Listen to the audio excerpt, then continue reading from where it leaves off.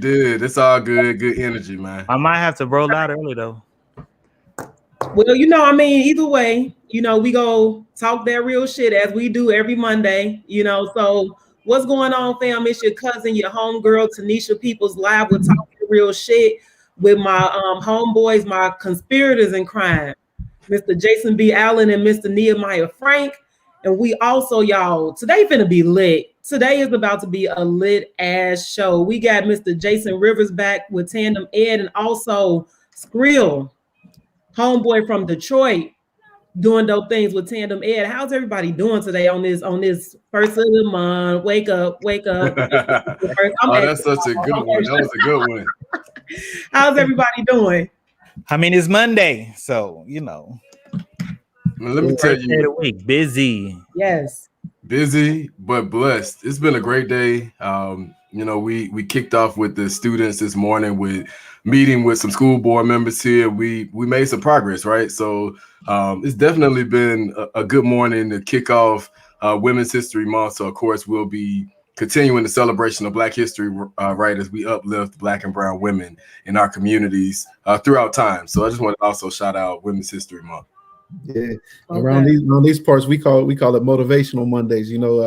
Shout out to our team, the Tandem Ed on Your Story team. But like we use it as our get up.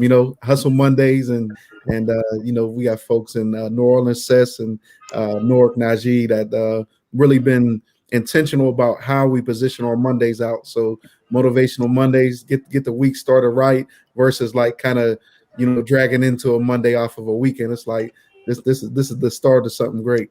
Right, for sure. So we have a hefty conversation today, but I want to kick it off with just, Jason, you highlighted some things. I want to highlight something from last week and I want to get y'all thoughts on this. So my homeboy, Dr. Charles Cole III, found this resolution that was passed by the Stockton, California School Board, trying to change Black History Month or declaring February 2021 as Indigenous Peoples Month or Indigenous History Month. What y'all think about that?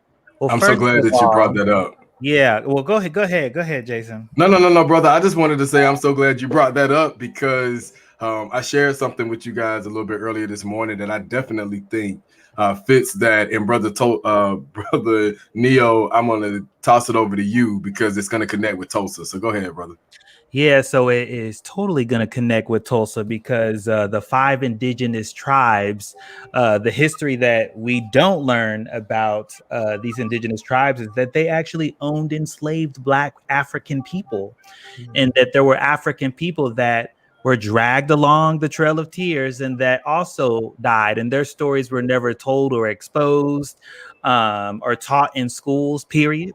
And so the lack of empathy is wide when it comes to indigenous people for African people in Oklahoma. The freedmen are still fighting for their fair share of equal rights within the 5 civilized tribes. And I still don't have my Indian card. And I mean, what's up with that, right? And my grandmother, my great grandmother, spoke full Creek, and she was a full Creek blooded woman. But because she chose to be with a half Choctaw, half Black man, there was a lot of issues within the tribe with her choosing someone of color. That's good, brother. A lot of stuff to talk about there. So I say hell no to Indigenous Peoples Month in February.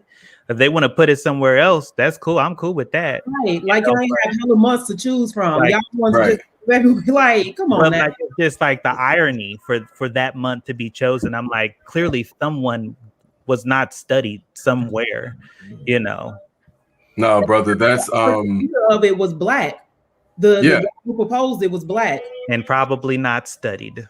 Yep. Right, not studied at all, but we can't take for granted that everyone is invested in this fight. So I intentionally have Billie Holiday's "God Bless the Child" playing in the background, twofold for Women's History Month, right? But also because the words that she speaks says, "God bless the child that has its own," and Blackness has been so intentionally erased from every aspect of our society, right? And so when we think about Black History Month at Carter G. Woodson, I want to just touch back on this history right quick. It was initially supposed to be celebrated, 365. Let's just originally start there. But of course, the brother received pushback. It went from a day to a week to a month. But he wanted it to be centered around a celebration of Blackness. And so where we can uplift Indigenous people, and others, we can definitely do that. It is okay for us to collectively advocate for people of color while also individually uplifting things that pertain to our own culture or group rights. And we should do that, right? Like Black History Month should not be going away if we have not solidified that Blackness is celebrated 365. That's good. I feel that. Yeah. Yeah. Can I jump in real quick just on that point? Because I think that's so important where what has gotten lost in the sauce over the years. Like when you look at the origins and the why of it, it was for the purpose of celebration and reflection, right? Like over that last, this 365, like, what are the accomplishments of our people and our work over this last year? And what are our reflections that we want to take into, this next year?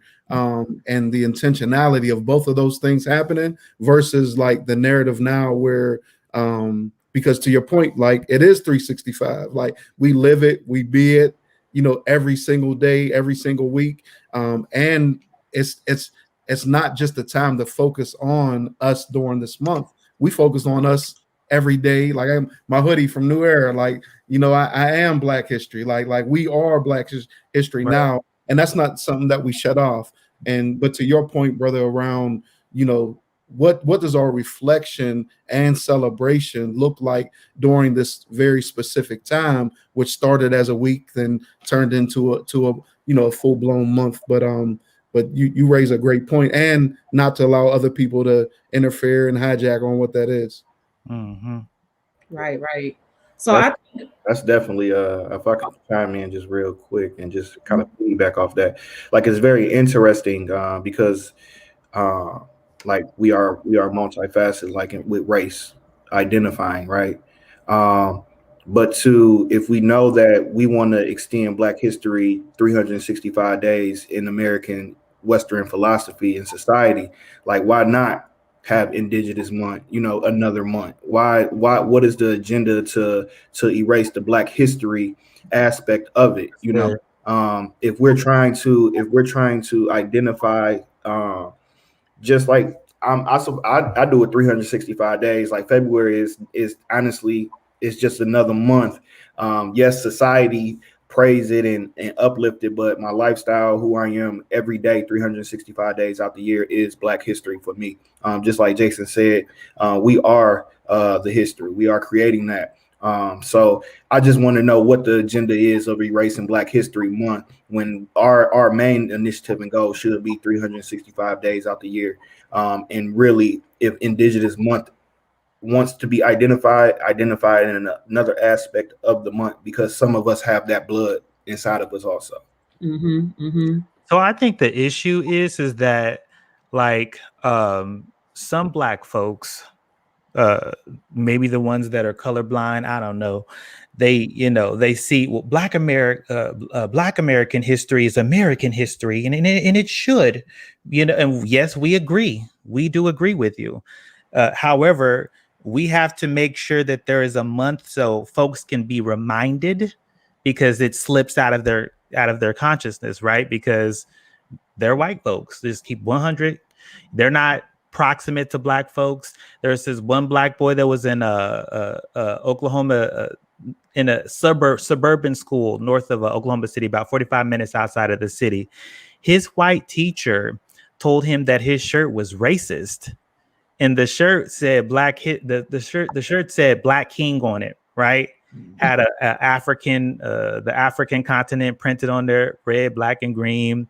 Dope shirt. He also has another shirt that says Black Educated King. Y'all know we see these shirts all the time in our community, right? This teacher, in the middle of science class, after kids have been complimenting his shirt all day, after an assistant principal said, "Yo, nice shirt," He gets to science class and the teacher stops and says, that shirt is racist.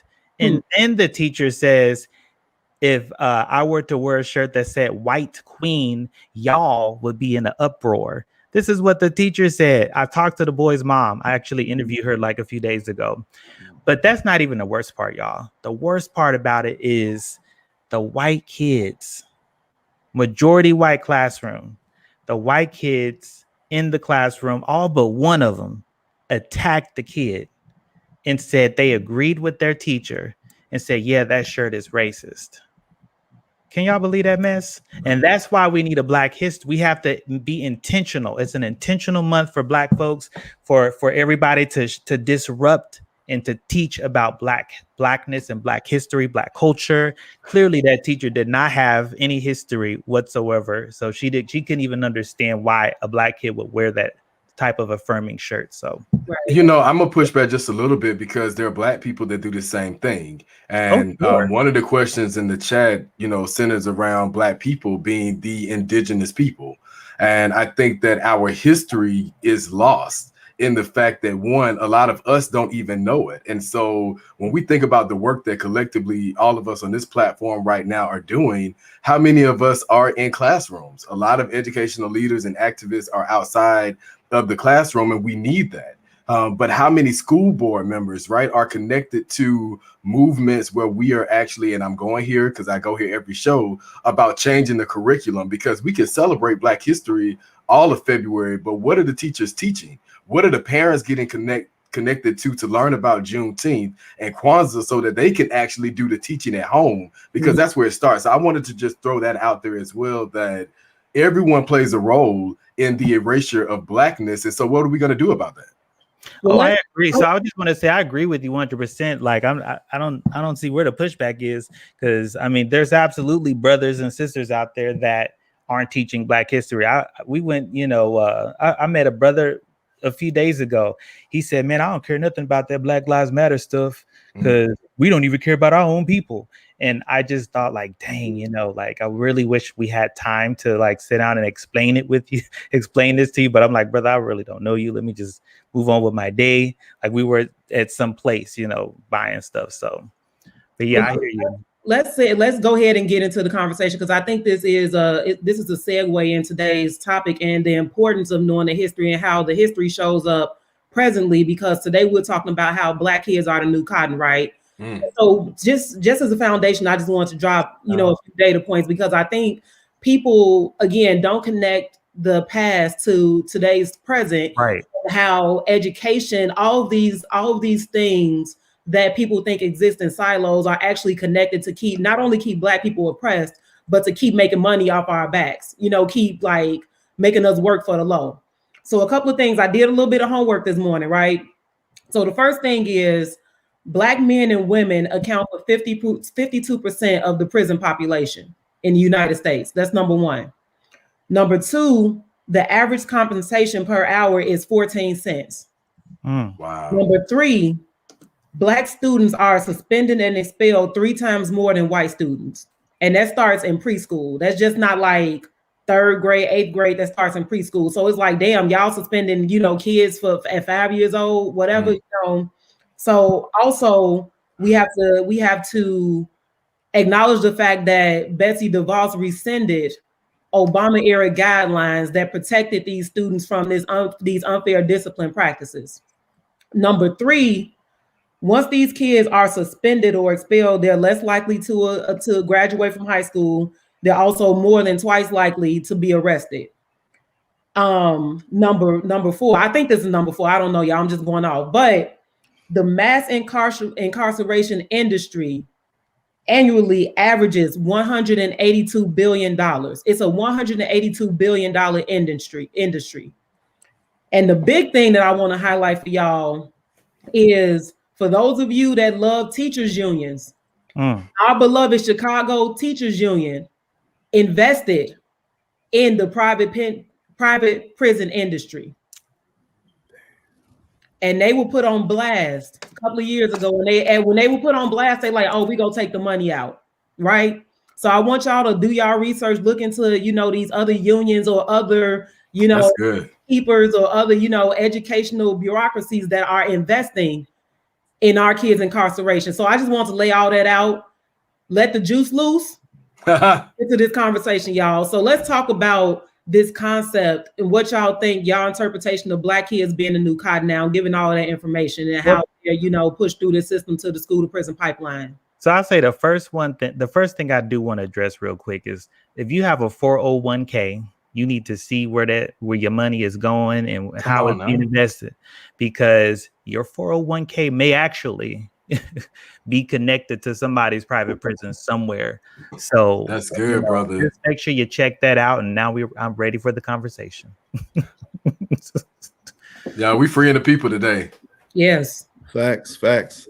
Man, so first, you brought up Chicago. So shout out to, I believe the brothers, and I know the last name Stovall, I think David Stovall. Yeah, Stovall, right? So the brother with the the framework around engineer conflict, right?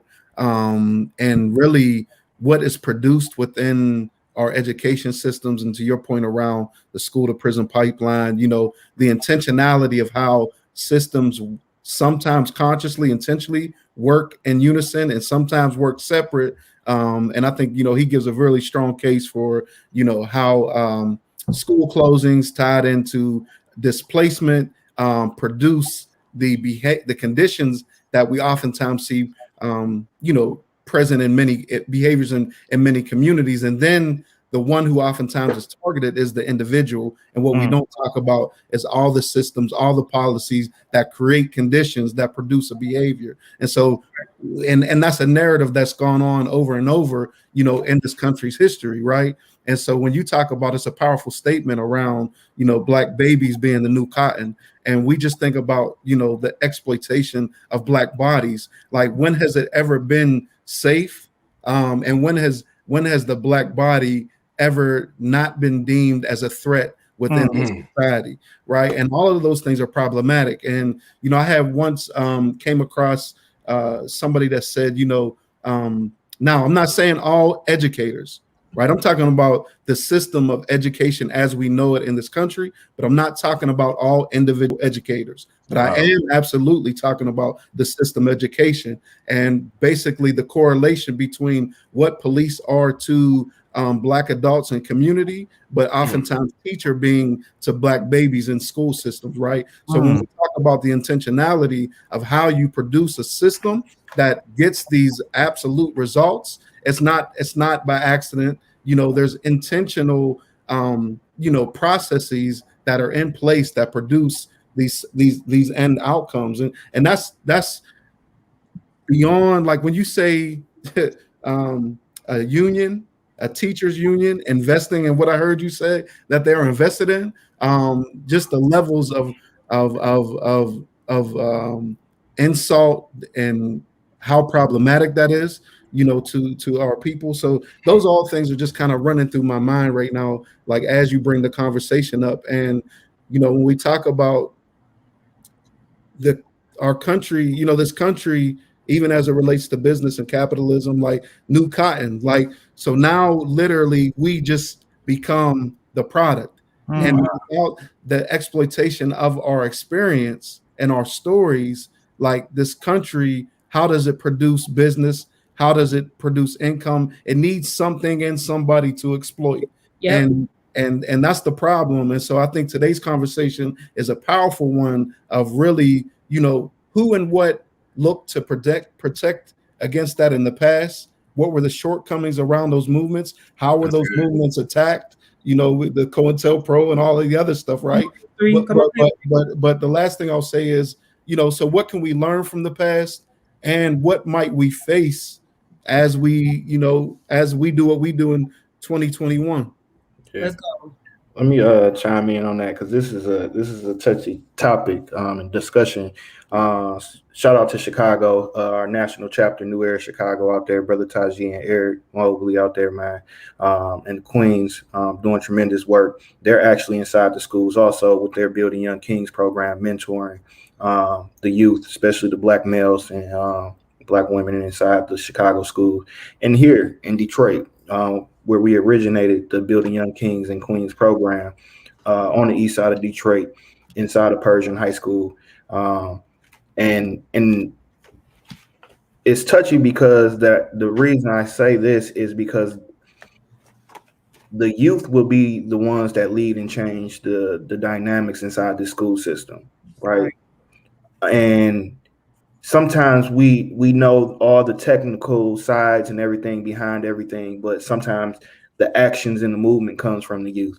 And it was a lot of school closures that was going to happen out here in Detroit in about 4 or 5 years ago, that they was closing down a lot of schools and trying to migrate other schools into other communities where that way we knew that it would have been targeted far as gang related affiliations, different zonings and different things like that. So reconstructing the whole school system, and the school system already is set up like a jail. You got your cylinder walls that's all throughout the school.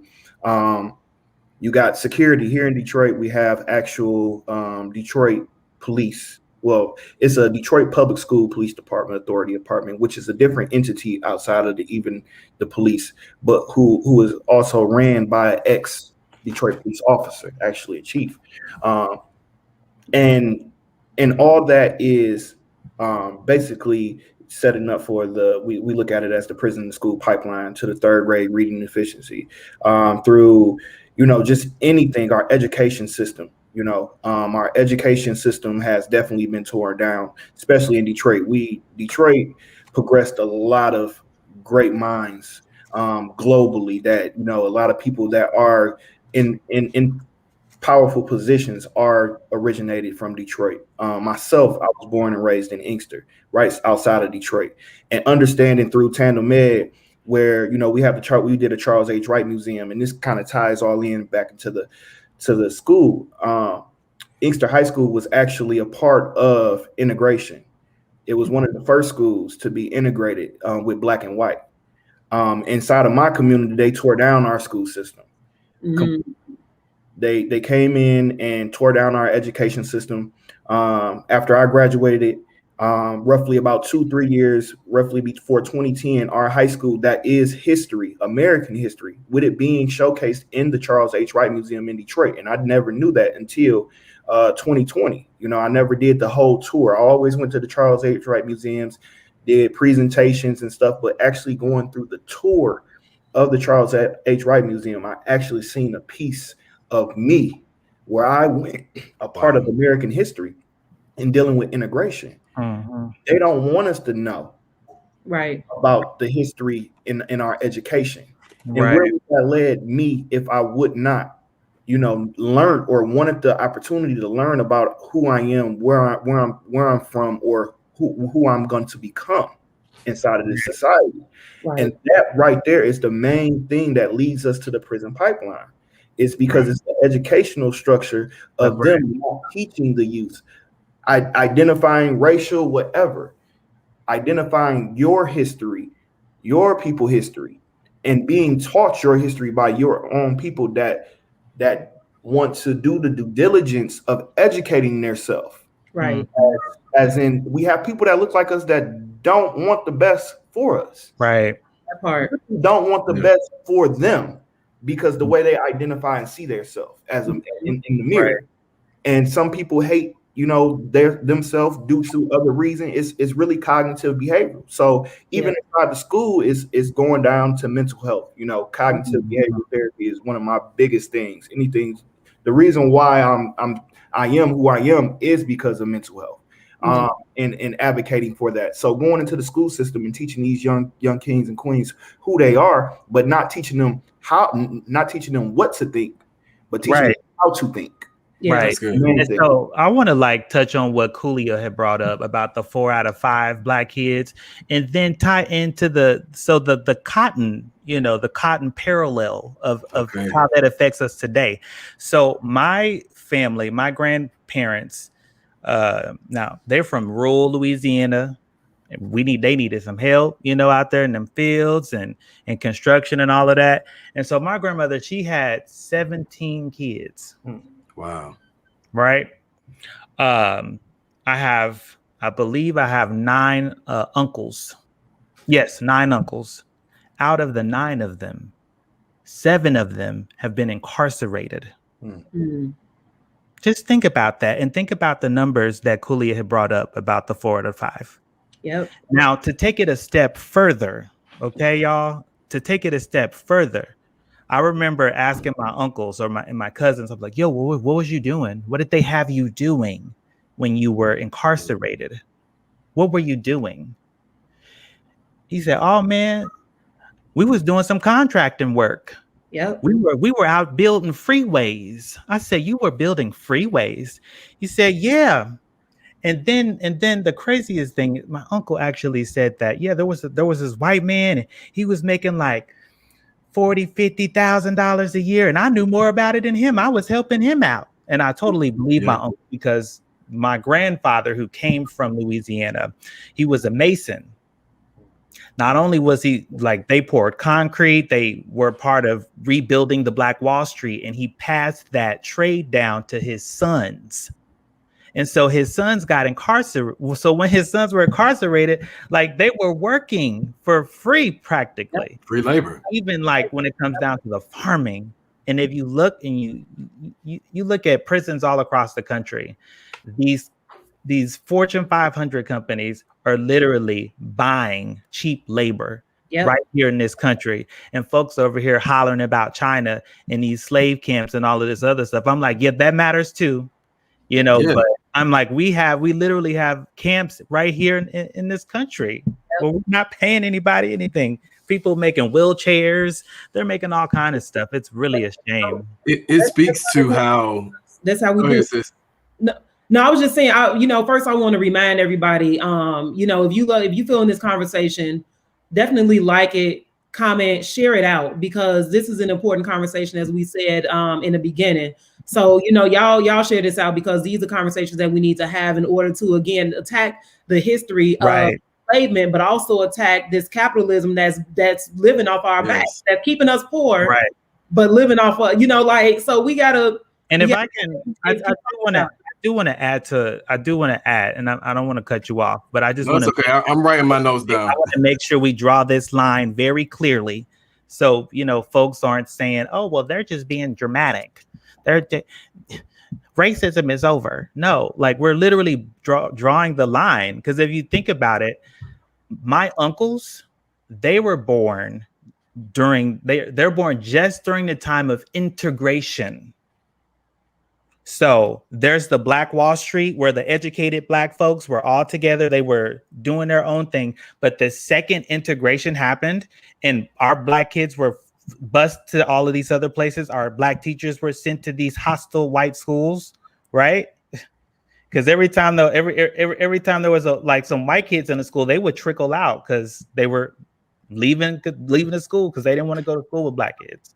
Right. Same thing with the white teachers. They were rolling out because they didn't want to be in that environment. But just think about that. Those Black kids that went to those majority white schools, Central High School in Tulsa, Oklahoma, hostile environment. The teachers weren't teaching them anything. And there's literally like an academic gap between my grandparents' generation in my parents' generation when it comes to the level of reading, and they're calculated. And so we all know that, or so it's a rumor, right? That they're literally counting and preparing beds for third graders who can't read. Mm-hmm. And just think about that. Just think about it. Like, it's literally the same, that system. You can almost see exactly when it went into place and when it started, the trend started to happen.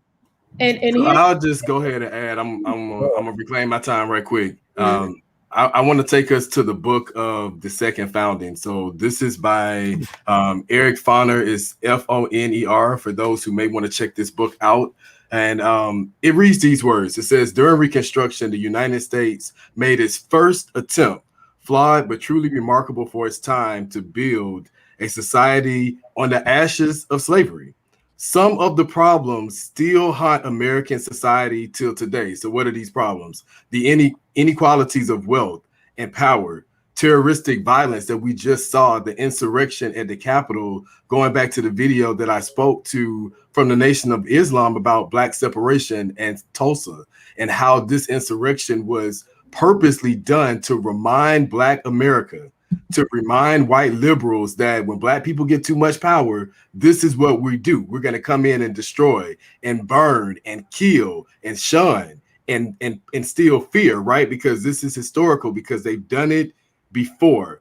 Also, aggressive racism seen in ways unbeknownst to those who are being affected by it or impacted by it. So we are being impacted by the isms. It's not just racism, it's classism, it's sexism, it's all of these systems that are connected. We're being hit on so many levels. Even the most conscious of us are not even aware of how we are being hit. And so this is a fight.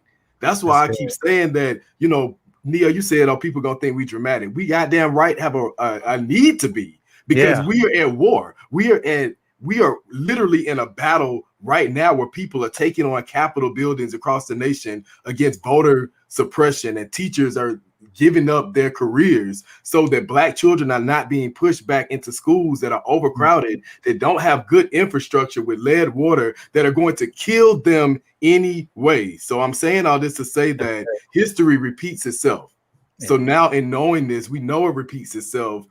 Going back to the brothers that just spoke on the movements and learning from the eras of the movement, what have we learned in order to save future generations of Black people so that they are not 30 years from now being pipped in prison systems that that the foundations and the nonprofits and the wealthy are funneling and funding, because that's what's keeping them at billionaire status and keeping us in poverty.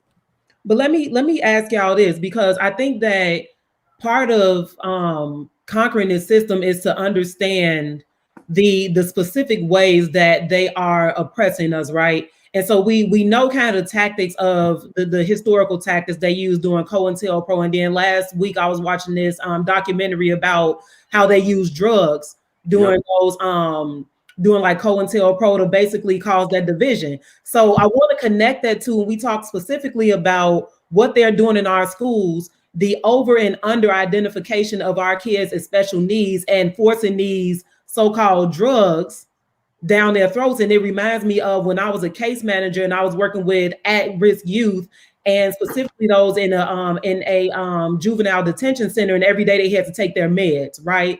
And so when we talk about that mental oppression, that suppression, and that criminalization, that identification that ultimately brainwashes them and sends them again into this criminal injustice system, I would say that that's one of the things that we're not talking about, how they're under and over identifying our kids as special needs, or that they have a problem, they're too energetic, they're too hyper, they're unable to learn, they need these meds. And so it's also, that's that oppressive tactic, but that's also that capitalistic tactic, that the healthcare industry, how they're making money on the backs of our kids, on the minds of our kids, and then how that again transform their thinking, right, Cooley, behavioral problems, and sends them again, turns them into criminals. So can we talk about that? I know that was a long kind of a approach, but what are the different ways within the system that they're using to criminalize our kids? Yeah, I think that's a critical conversation. And when you talk about labels, right, I think it all starts with us deciding, and we talked a little bit about this on the last episode that we were able to connect on, but it's so critical that we define like what learning looks like on our terms. Like I'm even looking at the chat, folks talking about literacy. Like we absolutely, that's a critical thing to address, right? But learning looks very specific to us culturally, and it's critical that we produce those codes, rules, and expectations within our communities, and then those spaces where our children, where we give our bit, because Malcolm, what did Malcolm say about, only a fool does what, like, and let who educate their children? Only a fool calls his enemy to educate his child. And so when we turn our babies over to school systems without accountability tied to it, that's problematic in and of itself. And so all those labels are really harmful, right? Because as a man or woman thinks, so are they. Like, what, like who is deciding what intelligence and what brilliance looks like, right? And I think if we're dependent upon somebody else to affirm our intelligence, and we know that how the system, the labels that you get throughout the course of your time in the education system does not match America's appetite for connection to the Black experience. Because if were all those negative labels, why are you so obsessed with the culture, with the business, with the ideas and the thoughts, and you're constantly trying to find ways to incorporate, to culturally appropriate those things? Right. So we know we're not fools. Like we got to quit. We got to quit, internalizing that poison and protect our spirit, protect our minds, protect our thoughts, protect our young people, our babies around. Like even when I worked in the education system, I started looking at, there's a study that's being done around the academic marks on a report card, but then those other marks that have to do with what they call citizenship or whatever, how many, because that's very much subjective to what another person thinks about you, but how a child internalizes who and what they are based upon those things. So I think a lot of it starts with us protecting our children and ourselves from poisonous elements that would tell us that we're less than. And there's no need for us to look for their validation. Like our validation is the only validation we need on who we are and how are we protecting, our babies as they're in school systems, but then even just within community, how do we honor what intelligence look like? Like, the written word is only one way to express self, right? I'm not saying that doesn't matter, but storytelling is a very rich part of our history. Like, why are we not promoting that as another way to determine intelligence, right? And the way that we position our exchange of information amongst each other. So I'm not saying that, I'm just saying that this one way that's being prescribed to us, it's not the sole way to determine who's bright and who's not. And if we're determining on that, we'll always fail, because that was never designed for the way that we learn, the way that we thrive, the way that we are. So inside of Tandem Ed, and on your story, we talk a lot about what does learning look like on our terms, and what are the most important things that we need around our education for the future of our people and the future of our communities specifically. So I think that it connect. Go ahead, sis. Go ahead. And this is for you too as an educator. Can we talk about how damaging just language is when we talk about the achievement gap, right? Whose standard of measurement is that achievement? When we look at it, we're comparing Black and Latino kids to white kids, which are typically displayed at the head of the achievement gap. And so we're telling our kids, or when we're advocating ourselves and we're saying that Black kids are at the tail end of the achievement gap, that's saying to Black kids that they cannot achieve. And so of our language, but what does achievement look like when we're not comparing our achievement to the standard of achievement set by white supremacist standards? That's powerful. And when a child feels psychologically unsafe in that type of environment. So what I like to look at and examine is the opt-out, right? Critical thinkers will ask questions about why am I doing what I'm doing, how it relates to who and what I am, and how do I feel in this environment? So to that point around like who's getting to determine these gaps, like if you look, like in my time in education, what I would always talk about inside of our system is that, many Black children, I would literally see in the academic space, but to see them psychologically disengaged because of the trauma that they were experiencing as they would navigate school, right? And so I think the opt-out for starts very early at a kindergarten. Like our children, they're so brilliant with how they analyze who respects them, who honors them, who loves them, who cares about them. If I don't feel safe in your learning environment, then now I'm not taking care of that task that you want to do, because I already see where the energy is between you and I. Now, that doesn't mean that we don't got to be about our business, which is our education, but we do got to talk to the point of the violence that happens inside of the system of education and how at a very early young age, babies begin to protect themselves when they do not feel psychologically safe inside of learning environments. Yeah, and then you gotta add to it. Like, I'm loving the discussion. Also, you gotta look in the standpoint as this has been generationally systematic to a lot of us, right? So I don't have any children, but say if I had children and I'm going to school into their school environment, but I didn't succeed at school. So even that navigation of me going into the school, dealing with my own trauma, on top of my children having their experience in trauma, it's going to be real difficult for me even to facilitate with a teacher, a principal, anybody. So once I'm going to go into that shutdown mode, you know, sometimes our minds, our mental capacity, we always talk about fight and flight, but you go into a freeze state too. And a lot of us are in freeze state. We don't run and we ain't fighting back. We just standing there letting whatever happen because we in freeze. Yep. And a lot of parents are in freeze also dealing with their children inside this educational system because they never healed through their process of the traumas that they had in school. So it's just like here in Michigan, we got a mental health gym called Inception. And a lot of parents, adults, bring their children into the space and say, I don't know what's going on, but I need y'all to fix this person. But they don't want to be healed. They don't want to change. That's good, brother. That they created for their child. So, you know, it's not always the child that is because we're programmed forever. They're programming them every day, 365 days, 24. Right. We're programming them. They're looking at us. You know, they are more visual learners. That's why the grading, the curriculums are so different because our babies are visual learners.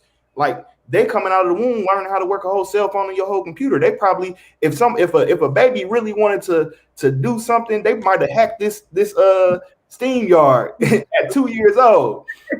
But the educational system has created this along with the mental health industry because you're not getting any assistance or help. And then the systematical structure of that inside the school system, when you having direct care workers that are identified as using the validation point of white supremacy ideologies out of mental health and not looking at the other aspects of it. And when I went back to school to research mental health, I was taking Western philosophy and African-American philosophy at the same time.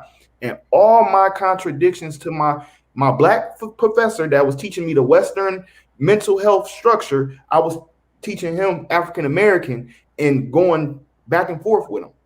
That's good. Drop out because it was just a contradiction of who I am and where I want to go. Come on, that's good, brother. And at that time, like that's where we need to do. We need to stand up for our youth, even though they might be on some BS inside school, on some bullshit in school, and acting up. But that's the way they shut down. I have a little cousin that we work with him all the time about his reading, but because he was teased, he don't like to read out loud because he had a stutter. And like I told him, I got a lisp, I got a stutter, I got all those different things, but never be afraid. That's your uniqueness. Yes, that's good. You have to embrace your uniqueness of who you are and lead with that. It's a lot of people that don't know how to read. I tell him all the time, I say, I bet you your mom and dad probably barely can read, but they won't tell you. Right. You know, it was a time in that I barely could read. But I'm letting you know because I want to empower you to be the best that you can be. And that's how we need to be with our youth because they are the new cotton. We can look at the cotton good and bad, right? We can look at the cotton as the good aspect of the resources that enabled. The cotton is still the same cotton from slavery. It's the same cotton that they're using till today. That's how much cotton we picked when we was enslaved. It's still the same cotton. There's no new cotton that's being processed. They're utilizing the same cotton. Yes, brother. Most definitely. So I would just add to the conversation this from the educational and the historic standpoint, right? Questions that are still unanswered from Reconstruction, like who is able to be citizens? Who does the United States consider to be citizens? Because what we have seen when we think about criminalization is that whites are excused from this. And that blacks are intentionally victimized because of this. And even when we speak out, we build our own. There are intentional allowances of our investments within our own culture, within our own communities to be torn down, and not just by local police, but also by the government. And so how do we uphold what these systems all use, which the blueprint is the Constitution, 13th, 14th Amendments, it speaks to how, you know, I've mentioned this a couple of times in regards to Georgia saving the day for Democrats that are still a part of the same bird, the same system that is criminalizing Black people. Why have the Democrats not passed the anti-lynching bill that puts in, that begins to put in place things that should have been protecting Black lives a long time ago? And so until these things are happening, our children are still going to sit in public school plantations where they are going to be not even the new cotton, they are the cotton from past times, to where people can be intentionally picked, right? Like, okay, you're going to make it in your community, you're going to be sent into drug trafficking, you're going to be sent into gang violence, you're going to be sent into prostitution. And so they've already been set up. It's a number system. Let's even talk about in education, how just like the prison system, our children are still numbers. They are given an identification number when they start pre-K. That number follows them all the way to 12th grade if they make it, if they get out. But they are assigned a number just like in prison in the beginning. So we know this. What are we doing to channel and change the system? You better preach, Jason. Shit. That was from the book of the second Reconstruction. Because if we don't do it now, our kids will be sitting on these same platforms. Yeah, like that's the reality for me. Like my nieces, you know, kids that I want to bring into this world, are they gonna look back at my picture on the wall and say, "Damn, that was my uncle"? See my great grandmother above him who was doing this in 1906, like literally in West Virginia, advocating for educational rights, and here I am in 2021 doing the same thing. So I don't want it to be, now let me put a long number, like 2092. I don't want it to be 2092, and they are still having to do the same thing. But I think that goes back to Jason. Like, first of all, like Akla said in the chat, Democrats don't do shit but ask for our vote, which is true. Like, we cannot rely on this government do what we need to be done for Black communities. We cannot. And so, as we were saying earlier, like, that's why the history is so important.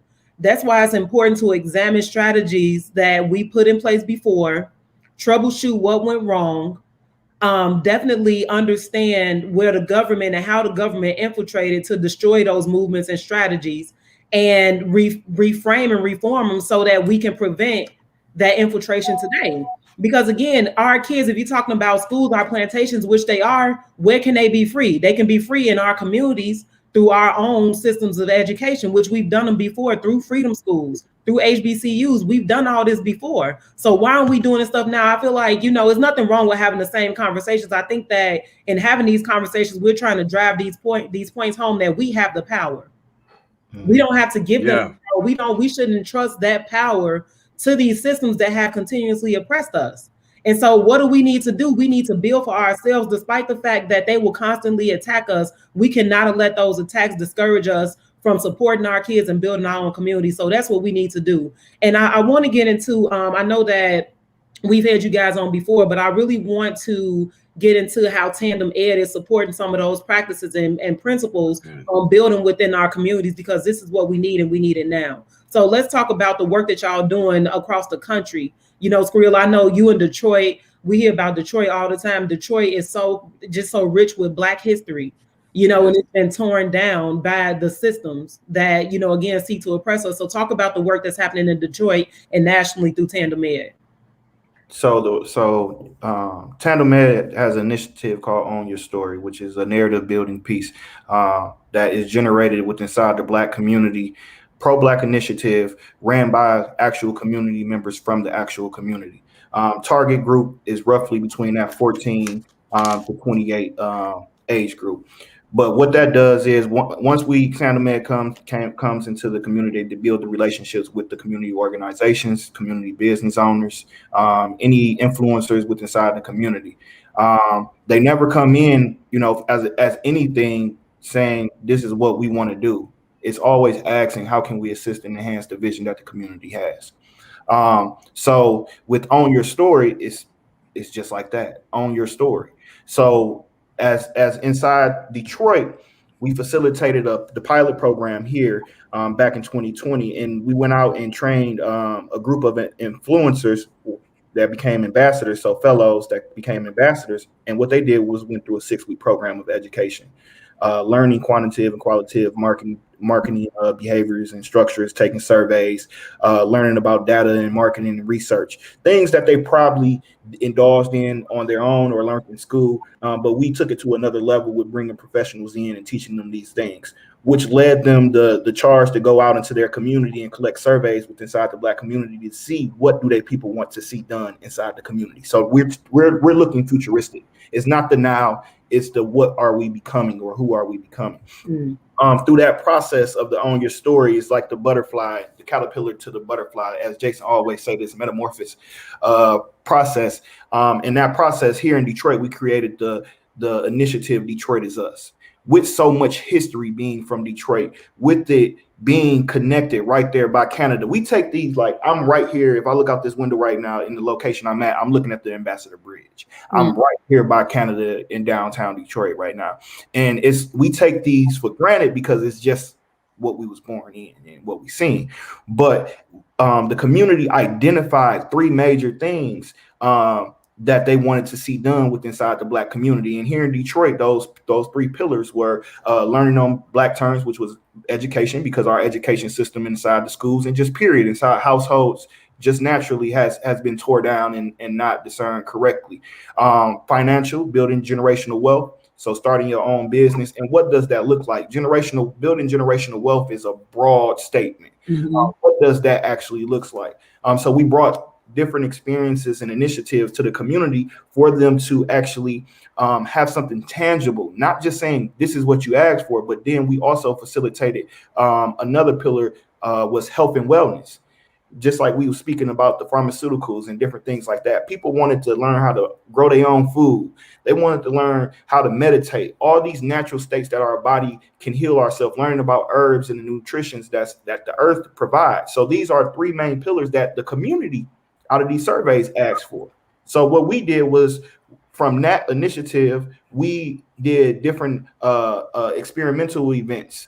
We did podcasts. We did like a lunch and learn where we had business owners come and talk. We had discussions, topics. We had in-person, because this was before COVID. We had in-person experiences where, like I spoke earlier about the inception of 21st Mental Health Gym.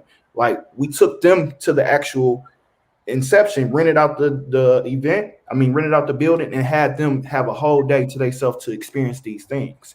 So we gave them the opportunity to expand their mind, but gave them some tools and resources at the end of the day also, along with 100 bank accounts with the Black-owned bank, First Independent Bank. So these are different initiatives that we created here in Detroit because this is what the community asked for. So in no stance did we go in and say, this is what we want for y'all. This is what we see. What do you want? How can we assist? How can we enhance the vision that you have for yourself and your community? And that's what we're doing nationally now in New Orleans and Newark, New Jersey also. And then we're still expanding from there. But these are things that Tandem Ed is doing inside of Detroit. And it's a lot of organizations that is doing the same work, and we're collaborating. It's about unity. You know what I'm saying? You and I together. Like that's what it is about, is we doing this over here. Even if you're doing something you don't see how it aligns right then and there, we waiting in the water, like we ready. When you ready that's good. Come on, let's join in, because this is going to be about the collective. This is going to be about bringing everybody together. That's why the campaign name was chosen by the community. Detroit is Us. We lead the motor city. We the motor of the world, So any initiative, anything that is going on from the Black Panthers, from even learning about the I Had a Dream speech, Martin Luther King, he did it here in Detroit with the People's Movement. Before it became the Washington D.C. of the historical standpoint, it was practiced here, and it was manifested, not practiced. It was manifested in Detroit. One of the blackest city was the blackest city in America. Our numbers that went down, but it was the blackest city in America. But I still own it because of the fact of how natural this state of Detroit is, so close and effective and close to Africa. So everybody migrated to go to the Underground Railroad was right here. The end of the train was right here. It wasn't Detroit. It was really Canada to get over that water and get free. But it's the end of the railroad was right here, and we have an island. We have a island or a park. What people would say is called Belle Isle. And if you even look at Africa and how the Nile River, it runs simultaneous like the Detroit River. And I was teaching Jason and Brian when they came out here, we went on Belle Isle and how the 67 riots. And it's a lot of indications that learning through our community, we relate. I noticed that we all relate in history. We started in slavery and we still go back to slavery and court relations. But what we're looking at and seeing now, and I just noticed this like a couple of weeks ago, we all identify now with the 67 riots. That's good, man. It's not slavery anymore. It's the 67 riots. 1967 riots is what our new millenniums, the future, that's what they identify with. It's not slavery. So now we have to pick up from there because we had our own. They know we had our own.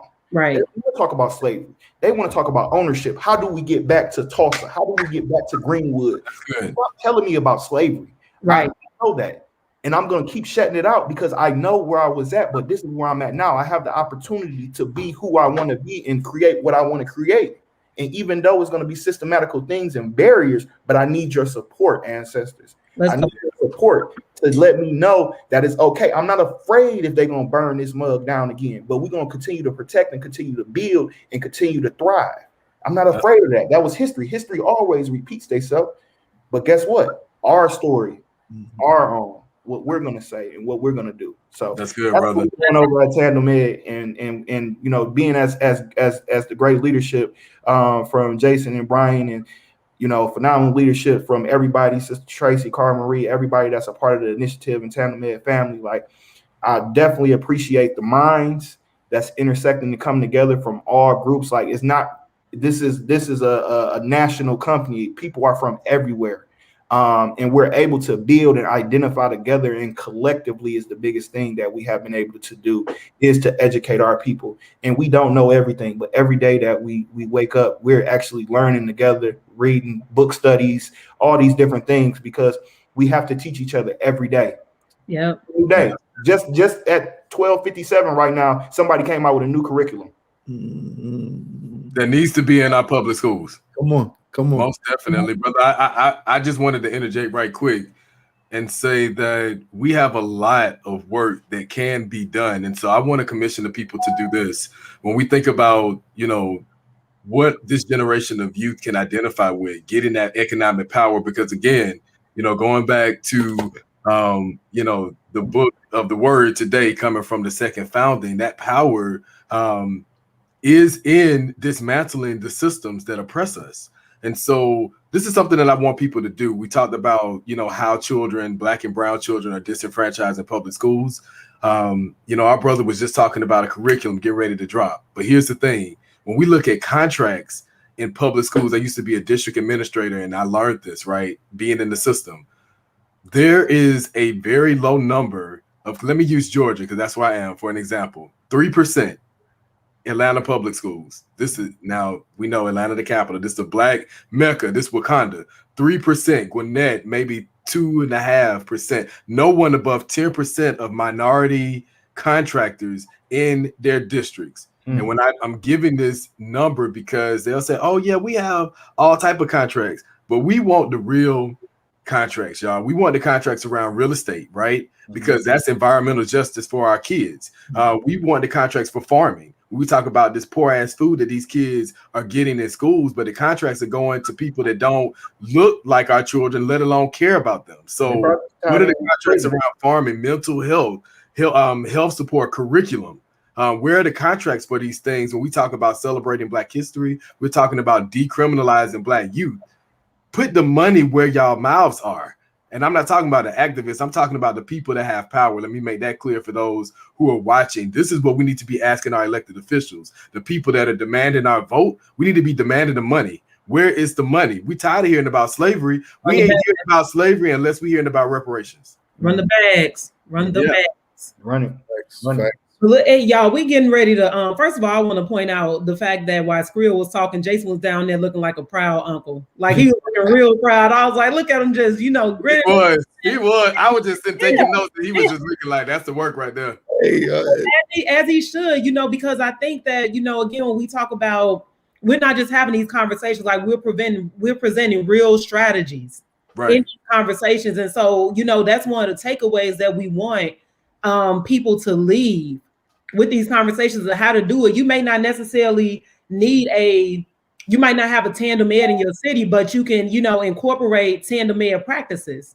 I think that people think that sometimes they need formal training as an educator or as a nonprofit leader or something like that, when all you need is the passion and an experience and the will to learn yourself. The history is in our cities, the history is in us, and we have the power to teach and to learn and to change.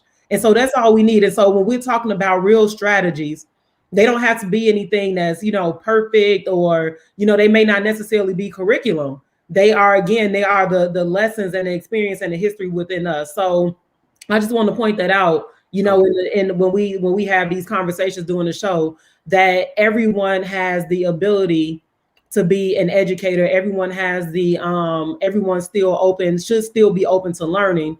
And we all should be transforming our communities and supporting our kids so that they are no longer on these public education plantations, and that we can free their minds in our own communities, in our own ways, under our own power. So I just want to give, we're a little bit over time, but I just want to give y'all a chance to close us out with your final thoughts and, put the people to work. Cool. So just, man, number one, always thank you for this dope platform. It's amazing the conversations that y'all having and digging into. Just in my closing thoughts, to Screal's point and honoring, because even we learn not only in Detroit but across the country, like the elders, that they refer to it as the rebellion, right? Like stop talking about the riots. Like these is our rebellion, our pushback to what's going on in our spaces that we not with no more. And I love what Screal said, like we are now pointing back to those moments with great pride for the resistance and building off of that. And also just know that, with Tandem Ed, we putting our money where our mouth is, right? Like we believe in investing in the people within our communities, right? So this work that we're doing across the country, we invest in over $100,000 in each city, for passion projects, for community members themselves, family, youth, and residents, to say, here's a little startup to spark your idea, your thought, your dream, your vision that's aligned to the campaign initiative in each city, where you can keep the work going on your own terms. And so that's really big to us. And another thing that I think about is I think about the ancestors, I think about the movements before us, and I think about the way that, our own governments in this country has literally been at war with our community and still continues to this day, right? So when we look at the movements prior, just how important it is for us to realize the sacrifice literally with, the assassination of people and movements at different times. Just looking at, there was a picture that was circulating of Chairman Fred Jr., at his father's gravesite, where literally somebody was taking target practice at the tombstone. Like how are you not safe even in death? Like even in death, right? And so just knowing that the sacrifice has been by many, all the names that never get talked about, like we believe in honoring the greatness of who we were and who we are now, and deciding of who we'll be in the future on our own terms and in our own ways, right? And so what that looks like and what ways we need to separate ourselves from, and to the point of this conversation, like there comes a consequence with every time you mobilize, because there's a threat when you try and break up. Like even if you think about a battered individual, like when they try and break up from an abusive relationship, it's not an easy thing and it's difficult, right? So I think to the point of the conversation, locally and nationally, how we supporting each other, our dreams, our visions, our desires for the future, and we got to protect and lead those in our own ways, intentionally and unapologetically. And I think we see a movement of that. And the last thing that I'll say, I think it's important for us, especially around the pandemic, what other gaps are going to exist in our community with our babies inside of that learning gap that's taking place. So, what are the ways that we're standing in our own way, figuring out what is most important for our communities? I love what Screal said around healing. What elements that I got to deal with even from my own past and shortcomings around learning and education, because we got to be real with ourselves. So, man, we love y'all. We thank you for this platform, and always look forward to joining in the future progression and uplift of our people. Dopeness. Yes. Screal J. I was gonna let Screal go, and then I'll follow up.